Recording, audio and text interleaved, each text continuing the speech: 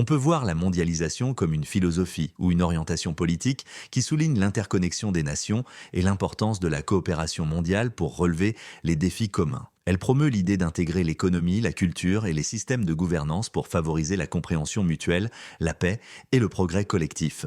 On soutient souvent le commerce ouvert, les institutions internationales et les échanges culturels comme outils pour créer un monde plus unifié. La mondialisation fonctionne à travers plusieurs caractéristiques clés, notamment l'intégration économique, la gouvernance internationale et l'échange culturel. L'intégration économique fait référence à l'interconnexion des économies nationales par le biais d'accords commerciaux, d'investissements étrangers et de chaînes d'approvisionnement mondiales. Une entreprise multinationale joue un rôle important dans la promotion du commerce mondial en opérant dans plusieurs pays et en créant de l'emploi dans le monde entier. La gouvernance internationale implique une coopération par le biais d'organisations qui s'efforcent d'établir des règles pour traiter des questions comme les droits de l'homme, les différends commerciaux et le changement climatique. L'échange culturel est une autre caractéristique où l'idée, la tradition et l'innovation circulent à travers les frontières. On peut citer comme exemple l'Union européenne, qui intègre l'économie, la politique et les frontières de ses nations membres pour promouvoir la croissance économique collective. Un autre exemple est l'Accord de Paris sur le changement climatique,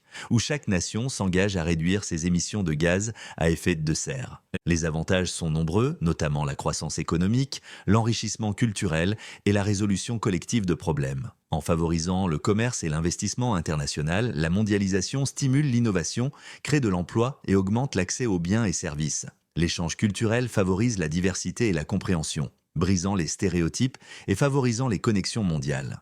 Cependant, on peut noter des critiques. Une critique majeure est que cela peut exacerber l'inégalité économique, car une nation plus riche bénéficie souvent davantage de l'intégration mondiale qu'un pays plus pauvre. On soutient également que cela peut porter atteinte à la souveraineté nationale, car un accord international peut imposer des réglementations qui entrent en conflit avec les priorités nationales. Les alternatives comprennent le nationalisme, le régionalisme et l'engagement sélectif. Le nationalisme se concentre sur la priorité des intérêts nationaux et le maintien de la souveraineté en limitant l'engagement international. Le régionalisme met l'accent sur la coopération entre nations géographiquement proches. L'engagement sélectif implique la participation à une initiative mondiale qui s'aligne sur les objectifs stratégiques d'une nation. Ces alternatives offrent des approches variées pour équilibrer la collaboration internationale avec les priorités nationales.